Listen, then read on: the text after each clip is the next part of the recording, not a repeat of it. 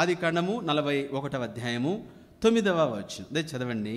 అప్పుడు పానదాయకుల అధిపతి, నేడు నా తప్పిదములను జ్ఞాపకం చేసుకొనుచున్నాను. అప్పుడు పానదాయకుల అధిపతి నేడు అంటే ఈరోజు, అంటే టైం వచ్చింది ఇప్పుడు దైవిక సమయం. కాబట్టి ఇక్కడ అంటున్నాడు, అప్పుడు పానదాయకుల అధిపతి నేడు నా తప్పిదములను జ్ఞాపకము చేసుకొనుచున్నాను. నేడు టైం వచ్చింది, రైట్ టైం అనమాట. అది దేవుని బిడ్డ, సమయం రావాలి, టైం రావాలి. తొందరపడబాక. తొందరపడితే ఏమవుతుంది? టైం పోస్ట్ పోన్ అవుతుంది. 10 సంవత్సరాలు కావాల్సింది 20 ఏళ్ళు అయిపోతుంది. అంటే 10 ఏళ్ళు నీ దరిద్రమైన బుద్ధిని బట్టే, నీ తొందరపాటుని బట్టి నష్టమైపోతావు. తొందరపడొద్దు. ఇప్పుడు చూడండి, నేడు ఈరోజు నా తప్పిదములు నేను జ్ఞాపకము చేసుకొనుచున్నాను. కాబట్టి అప్పుడు జ్ఞాపకం చేసుకున్నాడు. సమయం వచ్చింది, వెళ్ళాడు, ఫరోతో చెప్పాడు. అప్పుడు ఏమైంది చూడండి. 14వ వచనం, ఆదికాండము 41:14. ఫరో యోసేపును పిలువనంపెను. కాబట్టి ఫరో యోసేపును పిలవనంపెను అంటే జైల్లో నుండి బయటకు వచ్చాడు. కాబట్టి చెరసాలలో నుండి అతని త్వరగా రప్పించి, చెరసాలలో నుండి అతని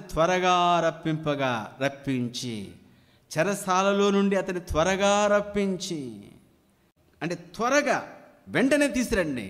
ఎందుకని?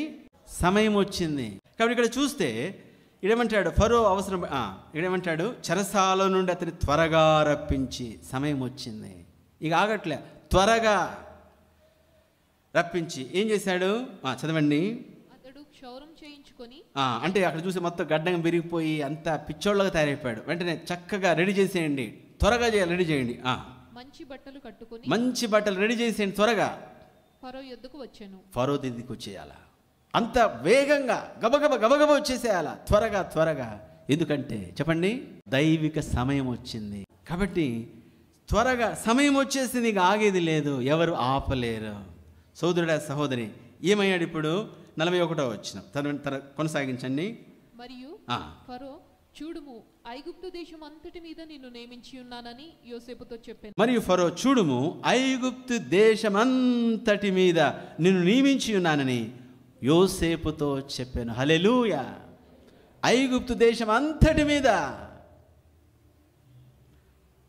కాబట్టి దైవిక సమయం వచ్చింది. వచ్చినాక ఇక్కడ చాలా ఇంపార్టెంట్ పాయింట్ మనం నేర్చుకోవాలి. మనందరూ తెలుసుకోవాల్సిన చాలా ఇంపార్టెంట్ పాయింట్ ఏమిటంటే, ఒకటేమో దేవుడు హెచ్చించగోరినప్పుడు, దైవిక సమయం వచ్చినప్పుడు, ఆ టైం వస్తానే ఏ శక్తి, అది చెరసాలైనా, బానిస అయినా, తప్పుడు నేరమైనా, సంఖ్యలైనా, పరాయి దేశమైనా, పరాయి భాష అయినా, ఏదైనా సరే నిన్ను ఆపలేవు. బయటకు వచ్చేస్తావు అంతే. ఏది ఆపలేదంతే, ఆయన సమయం వచ్చిందంటే. రెండవది చూడండి, ఇక్కడ చూస్తే ఆయన సమయం వచ్చినప్పుడు అది సరైన సమయం. అంటే ఆయన సమయం అంటే అర్థం ఏమిటంటే రైట్ టైం, దేవుని సమయం, దైవిక సమయము, సరైన సమయం. అది ఎలాంటిదంటే ఇప్పుడు నిన్ను సరైన ప్లేస్కి తీసుకెళ్తుంది. ఇక్కడ ఏమయ్యాడు వచ్చి, ఐగుప్తు దేశం అంతటి మీద నేను నియమించుచున్నాను, ఓల్ నేషన్ మీద. కాబట్టి ఇక్కడ చూస్తే ఐగుప్తు దేశం అంతటి మీద, మొత్తం దేశం అంతటి మీద incharge, all nation, all Egypt, ఐగుప్తు దేశం అంతటి మీద ప్రధానిగా లేదా ఇన్ఛార్జిగా, నాయకుడుగా, అధికారిగా, పరిపాలకుడుగా. రెండు ఇంపార్టెంట్ పాయింట్. ఒకటేమో ఆయన సమయం, దైవిక సమయం అనేది రైట్ టైం. ఆ రైట్ టైం ఎలాంటిదంటే, బయటకు వచ్చినాక యోసేపు ఏదో ఒక పని కాదు, ఒకవేళ ముందే వచ్చింటే, సార్ ఆ పానదాయకుల అధిపతి చెప్పాడు సార్, మేమిద్దరం కలగన్నాం సార్, నాకు చెప్పిన నేను పోస్ట్ వచ్చింది సార్, ఇంకోటి చెప్పారు సార్, మీరు ఊదీసేశారు సార్, కాబట్టి చూడండి సార్ చూడండి sir. That is not the right time.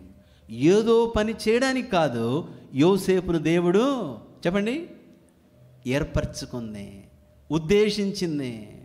ఏదో పని చేయడానికి. నేను ముందు చెప్పా, ఏ పని చేసైనా బతకచ్చు, ఏదో పని చేయడానికి కాదు. రైట్ టైం ఏమిటంటే రైట్ పొజిషన్లోకి తీసుకెళ్తుంది. చెరసాలలో నుండి సింహాసనాన్ని ఎక్కించింది.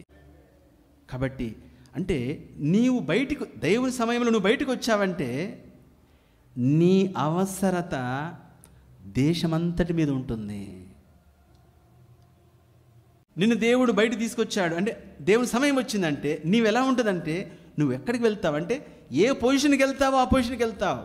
ఏదో 10 మందిలో కాదు, 10 మంది మీద అధికారిగా, ఒక నాయకుడుగా, ఏ రంగంలో ఉన్నా సరే చిన్న పని చేసినా ఆ పనిలో నీలాంటోడు లేని సమయం ఉంటుంది. ఆ సమయము నీకోసం వెతికే సమయము, నీవు కావలసిన సమయము, నీవే జవాబు, నీవే కావాలి.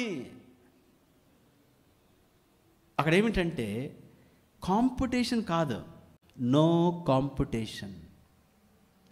నీ కొరకు అది వేచి ఉంటుంది, నీ అవసరత ఉంటుంది, నీవు తప్ప దాని సబ్స్టిట్యూట్ లేదు.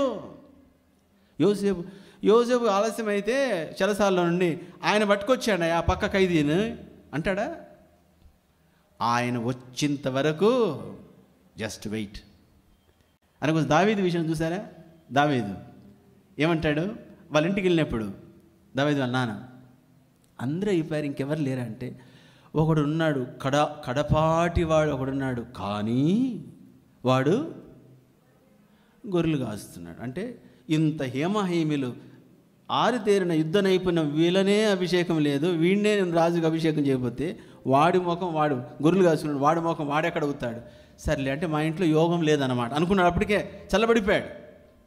అప్పుడేమన్నాడు సమూయేలు, ఓ కరెక్ట్ నువ్వనింది అనలే, అతడు వచ్చినంత వరకు మనం వేచి ఉందుము.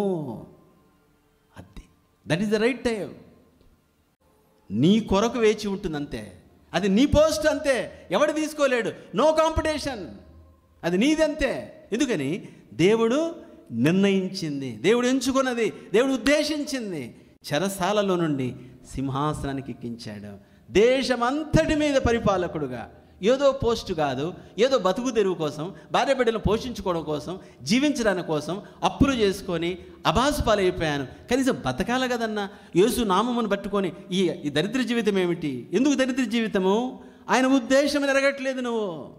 దేవుడు ఎందుకు ఎంచుకున్నాడో, ఎందుకు ఉద్దేశించాడో, నీ పక్షంగా దేవుని ఉద్దేశం ఏమిటో ఎరగని వాడుగా ఉన్నావు.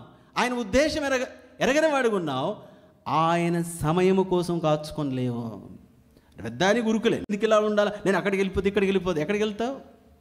సోదరుడ సహోదరి, దైవిక సమయము అంటే ఖచ్చితంగా అది ఎలా ఉంటుందంటే ఆ దేశంలో యోసేపు అవసరత ఉంది. దేవుడు లేపినప్పుడు ఎలా ఉంటుందంటే నీ అవసరత ఉంటుంది. ఎక్కడికి వెళ్ళినా సరే, నువ్వు ఆఫీసులో వెళ్తే నీ అవసరత, వ్యాపారంలో నీ అవసరత, ఉద్యోగంలో నీ అవసరత. అంటే రైట్ టైం దేవుడు తీసుకొస్తాడు, రైట్ పొజిషన్కి, రైట్ ప్లేస్కి తీసుకెళ్తాడు. ఏదో ఒకటి కాదు, దైవిక సమయము, ఆయన నిర్ణయించిన సమయం కొరకు కనిపెట్టుకొని ఉందాం.